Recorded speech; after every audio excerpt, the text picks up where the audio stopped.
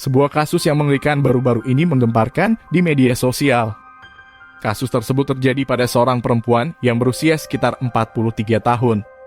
Dirinya dimutilasi di dalam rumahnya sendiri. Dan kejadian dari kesadisan itu disaksikan langsung oleh seorang anak yang baru berusia sekitar 3 tahun. Menurut keterangan yang saya dapatkan di beberapa artikel di Pos Berita Nasional, diketahui perempuan yang menjadi korban kekejaman mutilasi itu bernama Nurmaya Situmorang. Dan pelaku dari kesadisan itu bernama Harapan Munte yang berusia sekitar 50 tahun.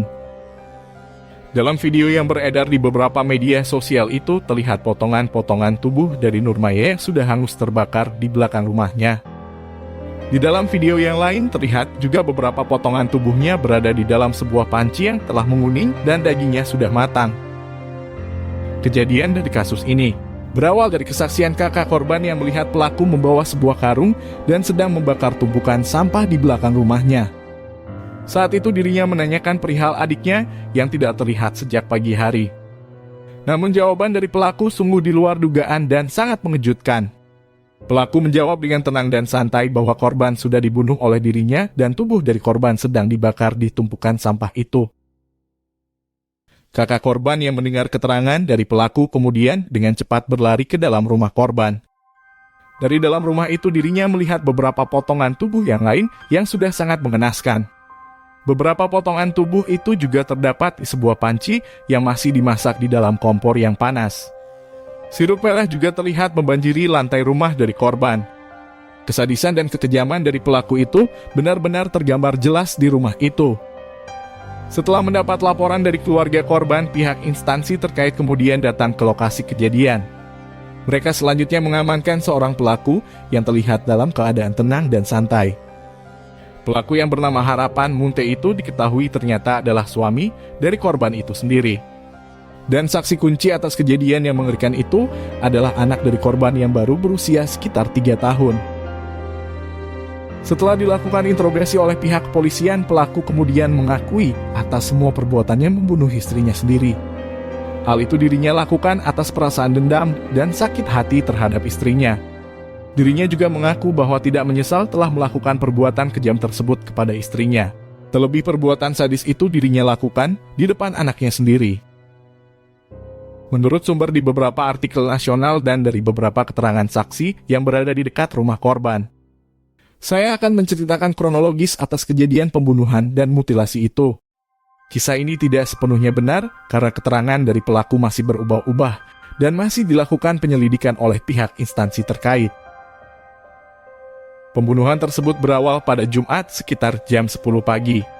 Saat itu pelaku mengunci istrinya di dalam kamar karena sebelumnya pelaku dan istrinya terlibat pertengkaran.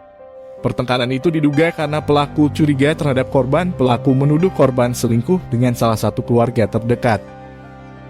Pelaku yang bernama Harapan Munte itu kemudian memarahi korban dan mencaci korban dengan penuh amarah yang menggebu. Korban yang merasa tidak melakukan perselingkuhan itu kemudian memarahi dan mencaci balik suaminya tersebut.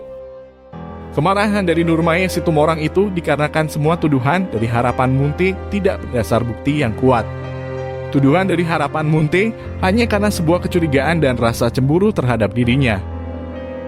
Karena situasi yang sudah terbakar panas, beberapa kemarahan dari mereka terucap kata-kata yang tidak pantas. Terlebih perkataan itu keluar dari Nurmaya Situmorang yang membuat Harapan Munte merasa sangat tersinggung.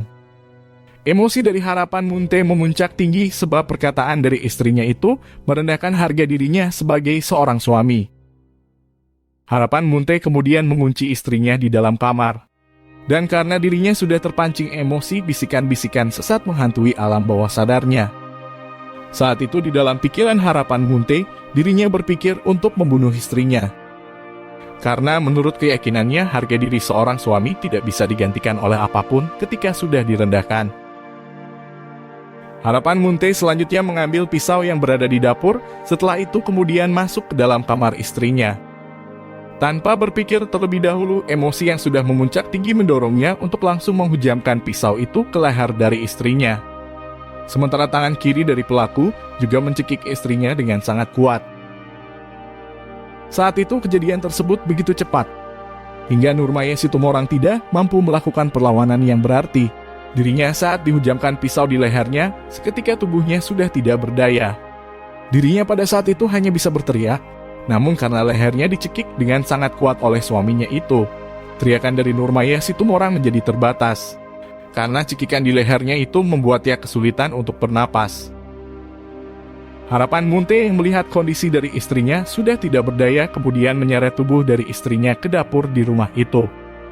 Setelah berada di dapur, dirinya kemudian menghujamkan pisau itu ke dada dari istrinya hingga berkali-kali.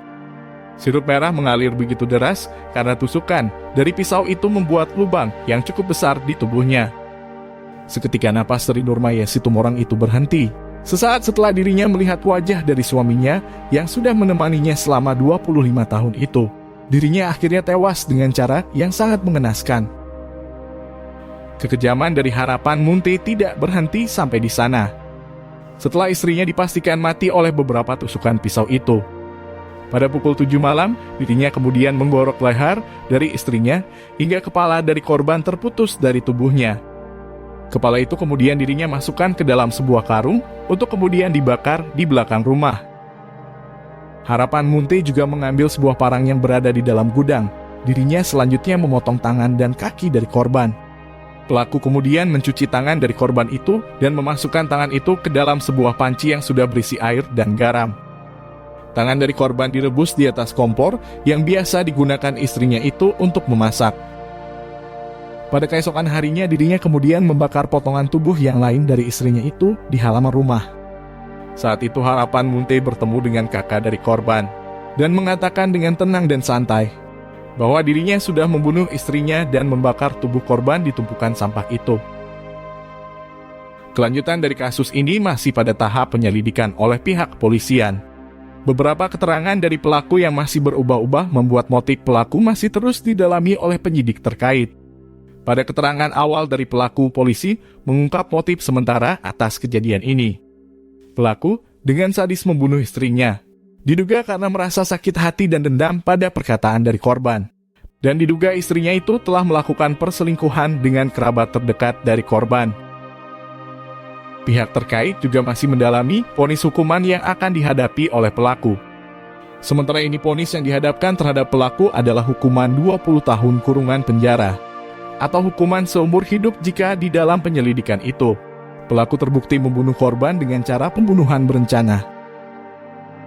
Pelaku juga akan dites kejiwaannya, karena di beberapa tahun yang lalu, pelaku mengidap gangguan jiwa dan ditangani oleh rumah sakit jiwa di kota terdekat dari tempat tinggalnya. Lalu bagaimana menurut pendapatmu apa hukuman yang seharusnya pihak terkait berikan kepada pelaku? Karena kejahatan yang dilakukan oleh pelaku adalah kejahatan tingkat tinggi dan kesadisan yang luar biasa, dari batas nurani seorang manusia itu sendiri.